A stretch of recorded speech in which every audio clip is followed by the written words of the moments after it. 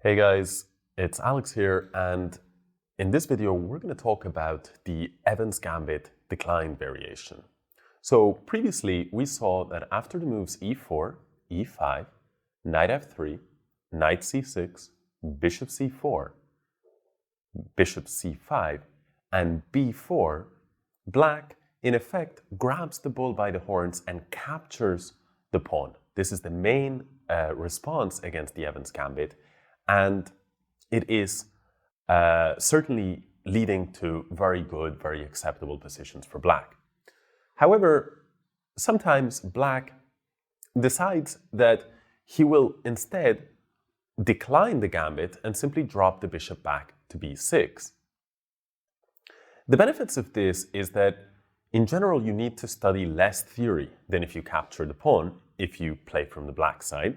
And also, many of the positions that arise are quite similar to positions in the main line of the Gioco Pianissimo, the very quiet game that we will look at later on towards the end of the series on the classical part of the Italian game.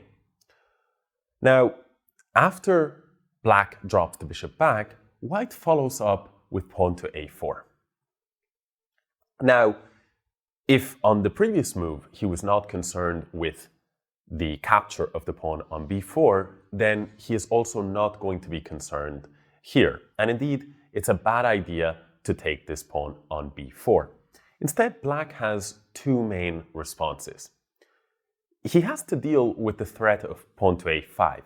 For example, if black played the move pawn to d6, then after pawn to a5, the bishop would only have the d4 square, and then after c3, the bishop would be trapped. Therefore, black deals with the response in one of two ways. The first option that we're going to look at is the move pawn to a5. The second option, which will be our main line, is the move that I think gives black the easiest game, and that is pawn to a6. In both cases, white gets a playable position, and as does black. This tends to be the case in all e4, e5 games, where if both sides play good moves, they get their fair share of chances. So after a4, if black plays the move a5, white does get some very interesting play. White responds with b5 and attacks the knight on c6. Now, black jumps towards the center with the move knight to d4. And at first sight, it looks as though white can win a pawn here on e5. For those of you familiar with the so-called Blackburne-Schilling gambit, you will perhaps already intuitively suspect that capturing this pawn on e5 is a bad idea for white. In fact, the move, much like in the Blackburne-Schilling gambit, the move Queen g5 is a very, very strong response for black. Black ignores the fact that the pawn on f7 is under threat and creates threats of his own. The knight on e5 is under fire, and as is the pawn on g2. White cannot save both, and if he ventures further into black's territory, then black once again ignores the threat against the rook and captures the pawn on g2, creating his own threat. Rook f1 finally will deal with this very strong black threat of capturing the rook, but now comes queen takes e4 check, and if you block with the queen, you will lose the queen, and if you play bishop e2, then knight f3 will be checkmate. Very, very similar to the main idea behind the Blackburne-Schilling gambit or Blackburne-Schilling trap. If you're not familiar with the Blackburne-Schilling trap, you can check that out and you will have a better idea of what I am speaking about. Let's go back to the original position after the move knight to d4. So white does not capture on e5, but instead captures the knight on d4. Now, black recaptures with the bishop. Bishop takes d4. And at this point, white has to deal with the threat of the rook being under attack, so plays pawn to c3. The bishop returns to b6, and now white continues to advance in the center with pawn to d4. This is why I personally prefer to play pawn to a6. It's not that this position cannot be played, but somehow it feels to me that from a white perspective, we should be quite happy, and from a black perspective, we have given white a little bit more of an advantage than is necessary. He has more space on the queen side, and he also has greater central control. At the same time, there is about equal piece development for both sides. So to me, this feels just a little bit better for white, and there is danger lurking for black. For example, if black captures on d4, then white can ignore the pawn in the center and play for very speedy development. And if black's greed continues to get the better of him, then after knight takes c3, this position, believe it or not, is already very difficult to defend as black. Notice that white has gambited a pawn, but this, for an Evans Gambit player, is not a big deal, and at the same time, white's development advantage has grown so large that black has many problems dealing with threats that are coming in, like moves such as knight to d5 or queen along the d1 h5 diagonal or queen to d5 in some situations. Therefore, this is one example of how black can go wrong. Another way in which black can easily go wrong in this position is by simply defending the pawn on e5. Now, white captures on e5, and after d takes e5, we see that there is a thematic tactic here. The black queen is attacked by the white queen, and it's only defended once by the black king. So bishop takes f7 check is a typical idea. Now, black cannot capture the bishop because he would lose his queen, and any other move like king e7 leaves white with a big advantage because he has won a pawn and he has also destroyed black's ability to castle. For the reasons just discussed, it's my feeling that black does best playing the move pawn to a6. This move has been played by such greats as Magnus Carlsen himself quite recently, and it's a very, very reliable response. Black deals with the threat of pawn to a5, preparing the a7 square, and this position, though white on the one hand has grabbed a bunch of space on the queen side, on the other hand, these pawns can potentially be a liability for white. Therefore, white typically continues in one of two ways here. The first, less dangerous way is the move pawn to c3, defending b4. Now black would continue with the move knight f6, attacking e4, d3 would follow, d6, castle, castle, and after the move knight b to d2, black can play knight e7, and we find ourselves in a position that is very similar to the most commonly played Italian game these days, which is the modern line of the Gioco Pianissimo. So, therefore, we're not going to talk too much about this position here, because in the chapter on the Gioco Pianissimo, we'll be showing positions that are almost identical to this very one.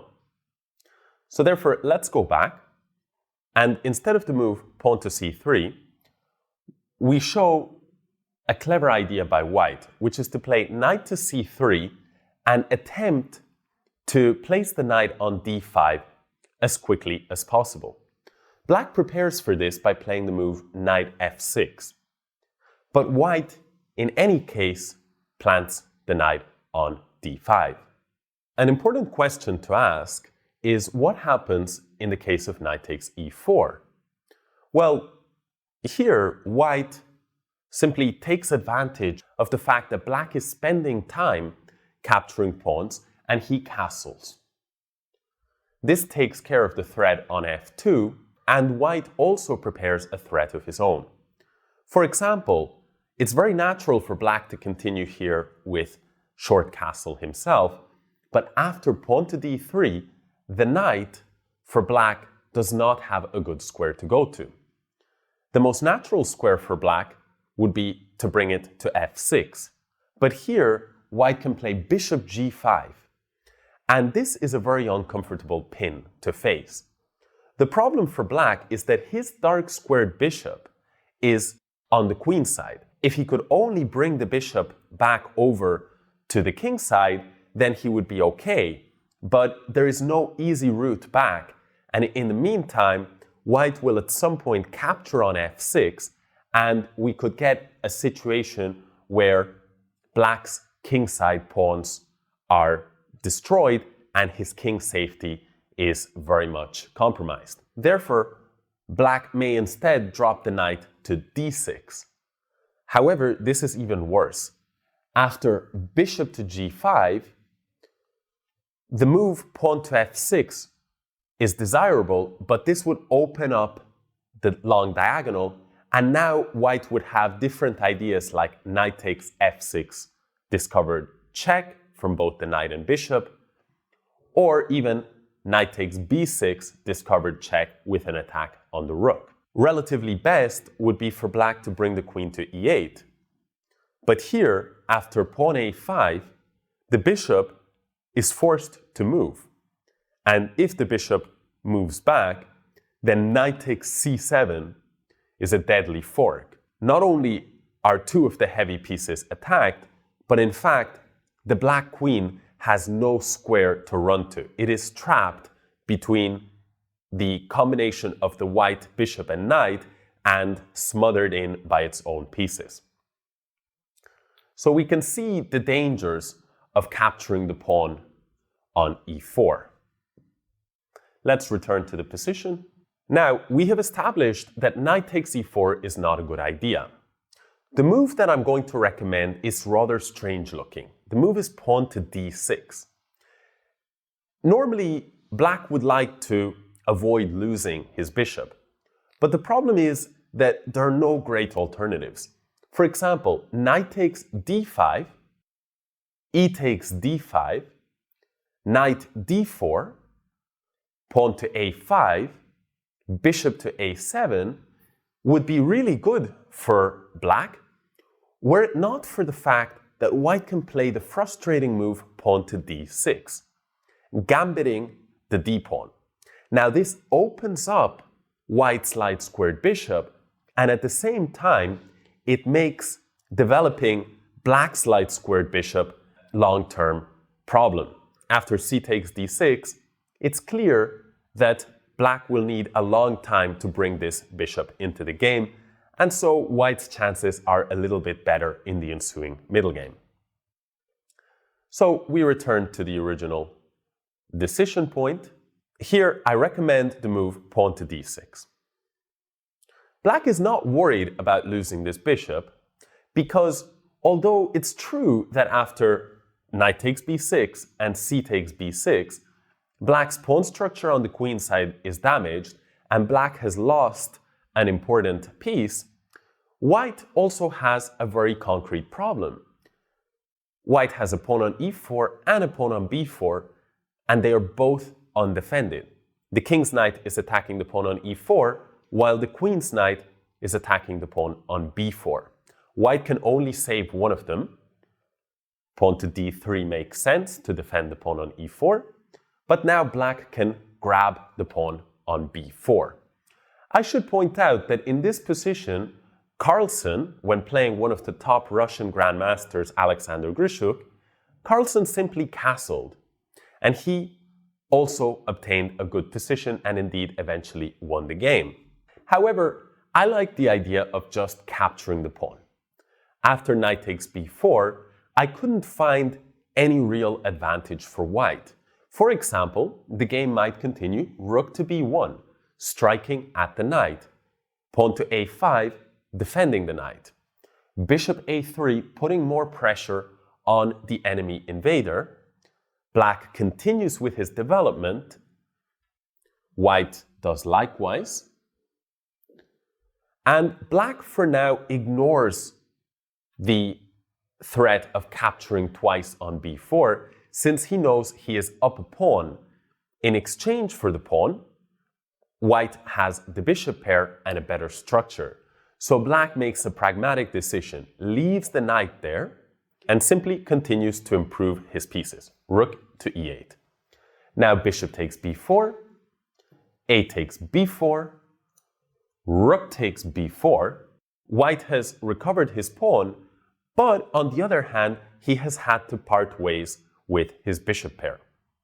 Now black continues with bishop to e6, challenging one of white's best pieces, and after bishop takes e6, rook takes e6, I believe that although white's position is slightly preferable because of black's damaged queenside pawn structure, for the most part, this is just a cosmetic advantage. With good play, black can equalize the position quite easily. For example, white might continue queen to d2 to improve his piece placement. Black will strike in the center with pawn to d5, pawn takes pawn, knight takes d5, rook to e4 to deal with the threat and create a threat of his own, and pawn to f6, defending the pawn on e5. The negatives of the position for black are these doubled pawns on the queen side, but these are compensated by the fact that black has a strong central pawn, actively placed pieces, and that white has a somewhat weak isolated pawn on a4.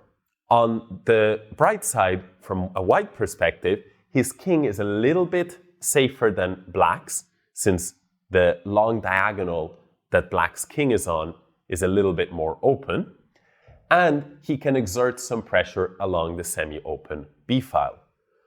All in all, these pros and cons more or less cancel each other out, and I think that the game offers equal chances. In conclusion, I would say that the Evans Gambit declined is perhaps not the greatest test of the Evans Gambit from an objective standpoint, but for a practical tournament player who doesn't want to get bogged down in a lot of theory, it can be a great choice. And it has been vouched for by some of the world's greatest players, including the current world champion Magnus Carlsen. Therefore, the Evans Gambit declined really lends itself well to those players who prefer to postpone the battle on the chessboard and rather than fight it out in a theoretical struggle in the opening, they prefer to decide a game by who is able to play the best moves in the middle game or in the end game. The Evans Gambit declined offers rich play and approximately equal chances for both sides. With that, we conclude our coverage of the Evans Gambit, and in the next video, we're going to talk about another gambit, the so-called Deutsch Gambit. So I hope to see you there.